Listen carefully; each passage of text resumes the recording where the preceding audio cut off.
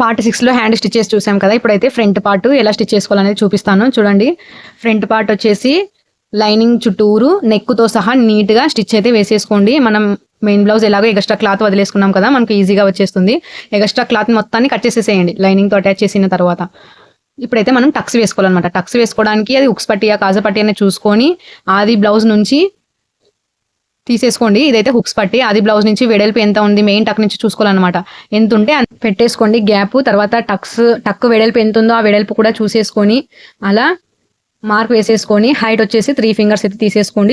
చిన్న సైజ్ బ్లౌజే కదా, 3 ఫింగర్స్కి అలా మార్క్ వేసేసుకొని క్రాస్గా టక్స్ అనేది కలిపేసుకోవాలన్నమాట.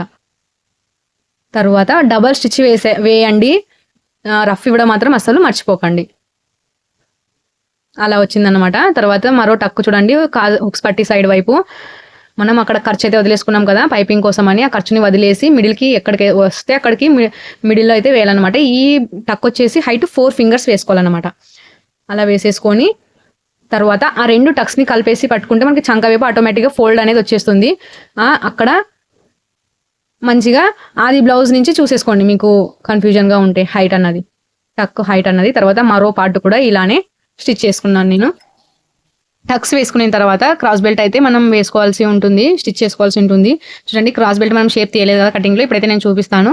ముందుగా స్ట్రైట్గా ఉండేలా పీసెస్ చూసేసుకోండి. తర్వాత డబల్ పట్టి సైడ్ వైపు తీసేసుకొని వెడల్పు హైట్ మొత్తాన్ని మార్క్ వేసేసుకోండి ఖర్చుతో సహా. చూడండి అలా మిడిల్కి కూడా ఒక మార్క్ వేసేసుకొని ఖర్చుతో సహా మార్క్ అయితే వేసేసుకోండి. తర్వాత చివరన వచ్చేసరికి 4 ఫింగర్స్ పెట్టేసేయండి. అలా అయితే నేను కలిపేశాను. ఎందుకంటే నేను వేరే క్లాత్ ప్యాచ్ వేయడం లేదు కదా, ఖర్చు నాకు ఎక్కువ పోదన్నమాట. ఫ్రంట్ పార్ట్కు అటాచ్ చేయడానికి నాకు ఎంత ఖర్చు అయితే అవసరమో అంతే ఖర్చు నేను తీసుకున్నాను. తర్వాత చూడండి బ్లౌజ్ పీస్ తీసేసుకొని నేను లైనింగ్ ఎలా ఉంటే అలా కట్ చేసేసుకున్నాను అనమాట ఈక్వల్గా. తర్వాత ఒక పీస్ అయితే తీసేసుకోండి. ముందుగా ఒక పార్ట్కి అటాచ్ చేసి నేను చూపిస్తాను చూడండి. ఒక ఫ్రంట్ పార్ట్ అయితే తీసేసుకోండి. తర్వాత cross belt lining main cloth తీసేసుకొని ఒరిజినల్ సైడ్ వైపు పెట్టేసుకోండి. ఒరిజినల్ ఆపోజిట్లో ఉండాలి, కన్ఫ్యూజన్ కాకండి. తర్వాత స్టార్టింగ్లో మంచిగా రఫ్ అయితే ఇచ్చేసేయండి. నీట్గా ఈక్వల్గా రావాలి స్టిచ్ అన్నది. అలా ఈక్వల్గా వచ్చేసిన తర్వాత ఇక్కడ ఒరిజినల్ సైడ్ వైపు అలా ఫోల్డ్ చేసేసి మరి ఇంకొక పీస్ మనం మిగిలి ఉంచుంటాం కదా, ఆ పీస్ అన్నది అటాచ్ చేసుకోవాలన్నమాట. ఇది ఇన్విజిబుల్ క్రాస్ బెల్ట్ అనమాట. ఇది అలా స్టిచ్ అయితే వేసేసుకోండి ఈక్వల్గా. కావాలంటే డబల్ స్టిచ్ కూడా వేసుకోవచ్చు.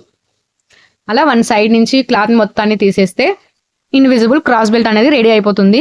మీకు అర్థం కాకపోతే కామెంట్ చేయండి, నేను సపరేట్గా ఇన్విజిబుల్ క్రాస్ బెల్ట్ కోసమే అయితే వీడియో పెడతాను. నెక్స్ట్ పార్ట్ కూడా అలాగే రెడీ చేసుకున్నాను.